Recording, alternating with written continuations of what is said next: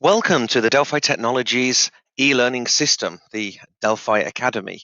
Now, we're just going to take you through what the portal looks like and what the content is like in a couple of minutes. You may have seen some of the promotional material, and this just takes that a little bit further.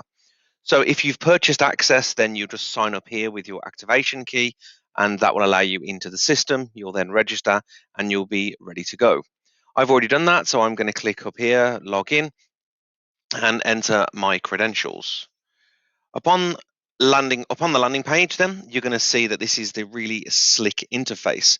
It's kind of got a Netflix style feel to it, where any new courses and new content we produce, you don't have to go and find them inside the modules and inside the categories in these blue icons here. They'll just be on a new course banner or something that's been added recently. So I can just simply scroll through here, and these will be changing all the time. So if you're watching this a little bit later when this was recorded, they're obviously going to change. So let's look at how we use the interface and have a look at some of the content.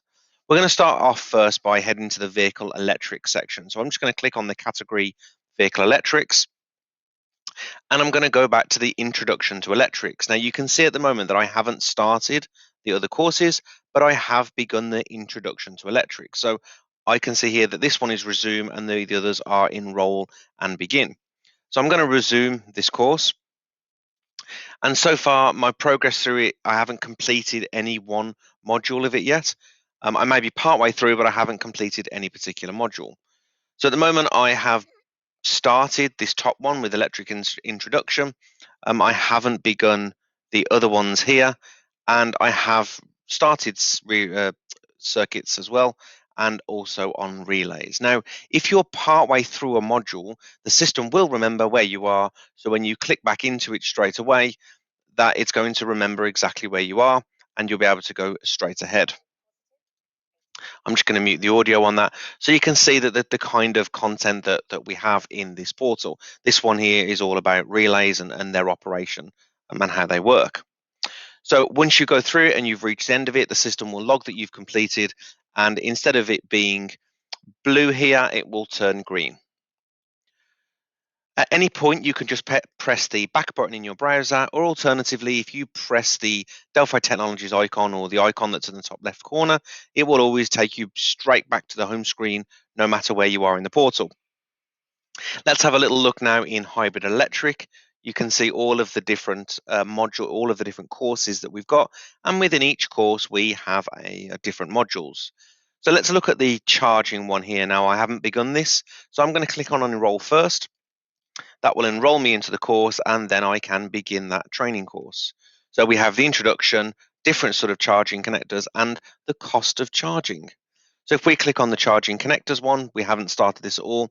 It will just start from the beginning. And you can see here in this module, we actually went out to site to record at one of the new rapid charging hubs to record the different charging connectors. So it gives you an idea of some of the real world content that we are producing for this e-learning platform. So that was around vehicle electrics and hybrid electric, but what about something different? So let's have a look at chassis systems. Within chassis systems, we classify under brakes, steering, suspension, and wheels and tires. We can see here I've got resume, so that means I've already begun that module and within that course, and I've got all the modules there as well.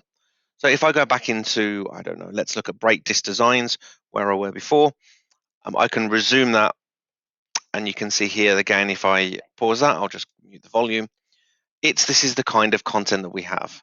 Now, if you've watched partway through a video, you can always rewind that video and go back to have a look at if you miss something, you can just skip back to have a look at what you missed and just take this learning at your own pace. So the last thing really, and I'm going to go back to the beginning again by clicking the icon in the top left, is we have an engine simulator. We work with a company called Electude to port their simulator into this tool, because for us, the simulator is a great way of testing all of your learning that you've done is actually being able to test it.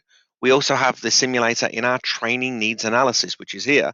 So some of our training needs analysis is questions, but other is actual faults on a simulator. The idea behind that is, if we just ask questions, we're only checking your knowledge. If we actually ask you to do something in a simulator and fix a fault, it tests more of your practical skills. So I can find the simulator in different training needs analysis, but I can also find it in petrol systems and vehicle electrics there. So let's head back into vehicle electrics, and instead of going to my introduction, I'm going to go to the practical tasks. I enroll on the course, and I can now begin. Now, what we did is we prepared a video on how to use the simulator, especially when you're dealing with faults on the simulator. We start off with a demo engine simulator. It gives the learner a chance to practice and have a little bit of a go. It may be that they just want to practice something specific and don't necessarily want to fault find on the simulator. So that's what the first one is for. Now, we have here different faults that we actually load into the simulator. So this one here is an engine non-start. We have an engine temperature fault light on there, and we assign a difficulty level to that. So it's good. It's a good practice to start at the lowest level and work your way up. Now let's go into the engine simulator itself. You always begin the simulator with a work order, and this tells you what the kind of fault is going to be.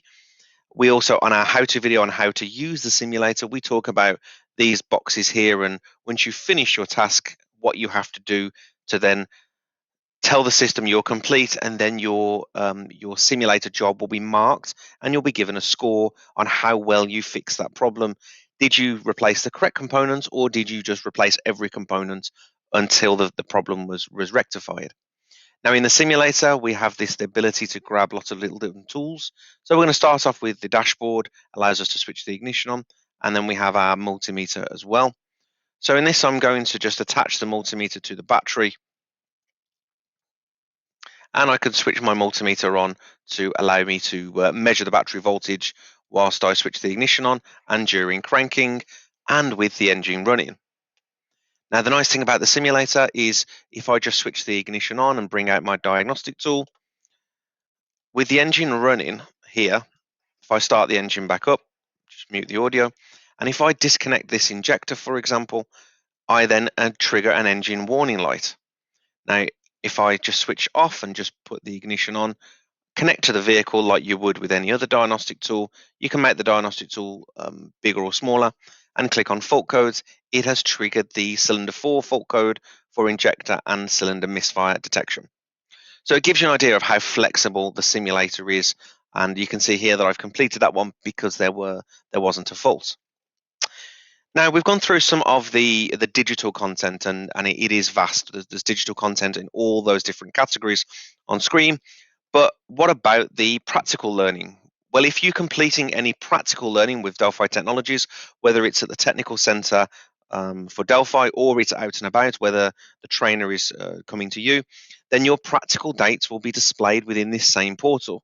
So if I click here on my calendar, I can see here in July 21 that I have 2 courses. I've completed them both. But if the course was upcoming, I can see where its location is, and the system will automatically send me reminders that my course is upcoming.